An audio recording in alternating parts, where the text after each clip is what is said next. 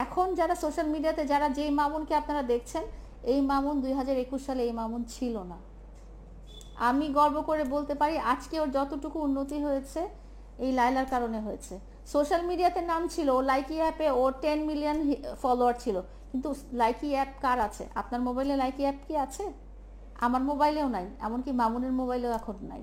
কারণ Likee app এমন একটা অ্যাপ যেটা ওরকম কেউ ইউজ করে না।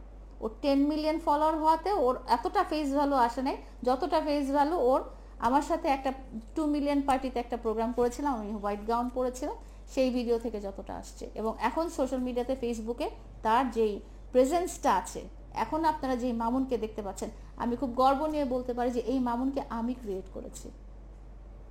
মামুনের সোশ্যাল মিডিয়াতে তার ফেস ভ্যালু একটা ছিল, কিন্তু সেটা এই স্টেজে ছিল না। সেটা যেই স্টেজে ছিল সেটা সবাই জানে। রাস্তাঘাটে মার খাইতো, কোন জায়গায় মার খাইতো না, রাস্তাঘাটে গিয়ে ও বলতো না যে, ও বলে তো যে লায়লার জন্য, ও বলে ওর আম্মুও বলে যে লায়লার জন্য আমাদের সম্মানহানি হয়েছে। ওর সম্মানটা কোথায় ছিল?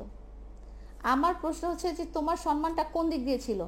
তুমি নাচো গাও, সেই হিসেবে তোমাকে তো কেউ মিডিয়া কর্মী হিসেবে ধরেই না। তুমি তো মেইন মিডিয়া কর্মী না। তুমি লাইকিতে নাচো গাও, সেই হিসেবে তুমি যখনই রাস্তায় বের হও তোমার লোকজন পিটাইতে আসে, তোমার দেখতে আসে যে তোমার এই অদ্ভুত চুলের কালার, অদ্ভুত ছিঁড়া প্যান্ট, অদ্ভুত স্টাইলিং এর এইসব মানুষ যেরকম চিড়িয়াখানায় চিড়িয়া দেখতে আসে সেভাবেও তোমাকে দেখতে আসছিল। এটাকে তুমি যদি বলো যে সম্মান, তাহলে আমার আমার তো মনে হয় যে সম্মানের ইয়েটা ভুল, সম্মানের সংজ্ঞাটাই তাহলে ভুল। ঠিক আছে? আর সম্মান কামাইতে হইলে সম্মান তো আগে, সম্মান চলে যেতে হইলে আগে তো সম্মান থাকতে হবে, তাই না? সম্মান তোমাকে সামনাসামনি, আও মাউন ভাই একটা সেলফি, একটা সেলফি, ওই বানরের সাথে যে একটা সেলফি তুলে মানুষজন চিড়িয়াখানায় তুলেন না আপনারা? হ্যাঁ, ওইটাও কিন্তু তুলে। তাহলে কি বানরের একটা সম্মান হয়ে গেল?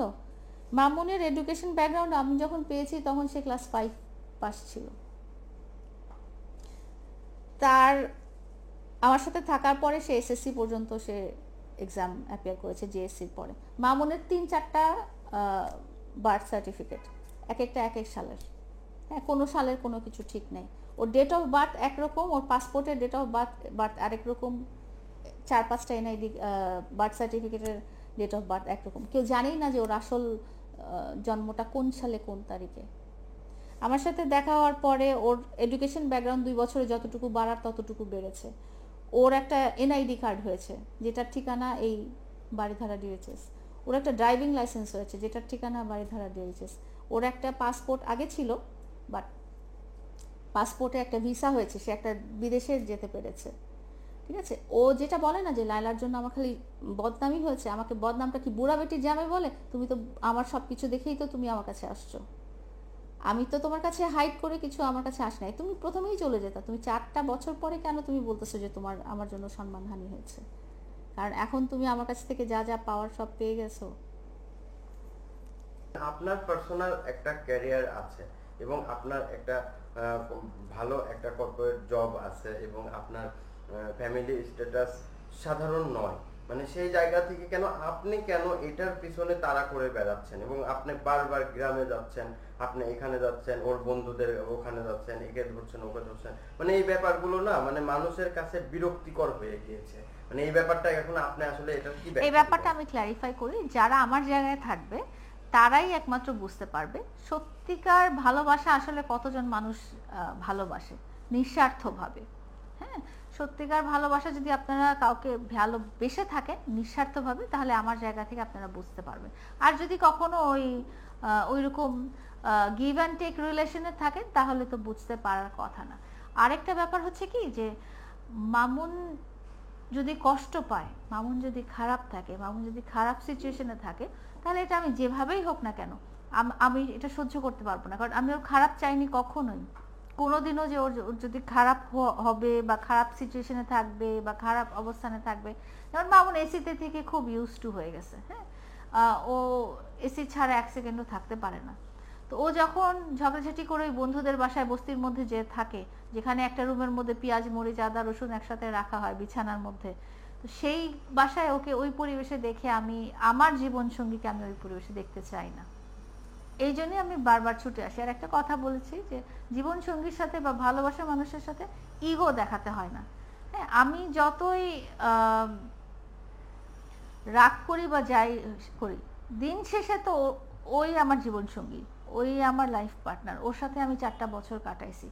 পরে রিলেশন কন্টিনিউ হবে না হবে না সেটা সম্পূর্ণ আল্লাহ তাআলার ইচ্ছা। আল্লাহ তাআলা চাইলে সবই সম্ভব। আল্লাহ তাআলা চাইলে এত খারাপ সিচুয়েশন হয়েও আমার মন থেকে রাগ দূর হয়ে যেতে পারে, তার মন থেকেও রাগ দূর হয়ে যেতে পারে।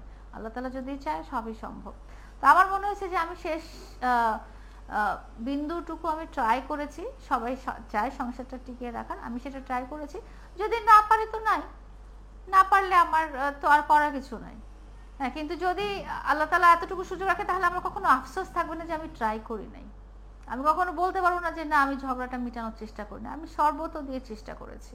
তারপরে যদি তুমি না ফিরে আসো, না ঝগড়াঝাটি না মিটাও, বা তুমি ইন্টেনশনালি চলে যাও, সেটা অ্যাবসলিউটলি কি বলবো আর তাকদিরে লেখা যেটা। পাশাপাশি আপনার সন্তান আছে, মানে অনেকেই বলছে যে আপনি আপনার সন্তানকে মানুষ করেন, আপনি নিজের দিকে একটু খেয়াল করেন এবং নিজের কিছু এই জিনিসটা যেটা বলছি যে আমার পার্সোনাল লাইফের সাথে আমার মিডিয়াতে আমার যে প্রেজেন্সটা সেটা কিন্তু প্যারালালি চলে, কখনো ক্ল্যাশ হয় না। আমার পার্সোনাল লাইফটা কখনো আমি মিডিয়াতে আমি নিজে আনতে চাই না, মানুষ হয়তো নিয়ে আসছে, হ্যাঁ, আমি আনতে চাই না। আমার ক্যারিয়ার যেটা বলেন বা আমি যেভাবে চলাফেরা করি সেটা আমি মেনটেন করছি। আমি আমার জায়গা থেকে আমি কখনো সরে যাই নাই, কিন্তু সেখানে আমি মামুনকে স্পেস করে দিয়েছি যে তুমিও এখানে আসো, তুমি এই জায়গা থেকে তুমি এই জায়গায় আসো। হ্যাঁ, সেখানে আমি মামুনকে স্পেস করে দিয়েছি, মামুনকে অ্যাডজাস্ট করে দিয়েছি। মামুন এখন এই জায়গার সাথে অ্যাডজাস্ট, মামুন এখন ওই লেভেলে নামে না, মামুন এখন এই লেভেলের লোকজনের সাথেই চলাফেরা করে।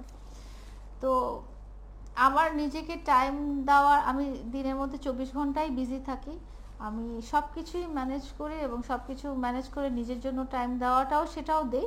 কিন্তু আমার জীবনের বড় একটা অংশ যেহেতু মামুন ছিল, একটা মানুষ এভাবে ছিল যে সারাক্ষণই হয়ে গেছে, কিন্তু তার থেকেও আমার অন্য কোনো দায়িত্ববোধ কখনো কম হয়নি। এই জিনিসটা যারা আমাদেরকে ব্যক্তিগতভাবে চিনে তারা জানে যে আমার যেখানে যেখানে দায়িত্ব পালন করার কথা আমার পরিবারের প্রতি, সেখানে কখনোই কম্প্রোমাইজ আমি করিনি।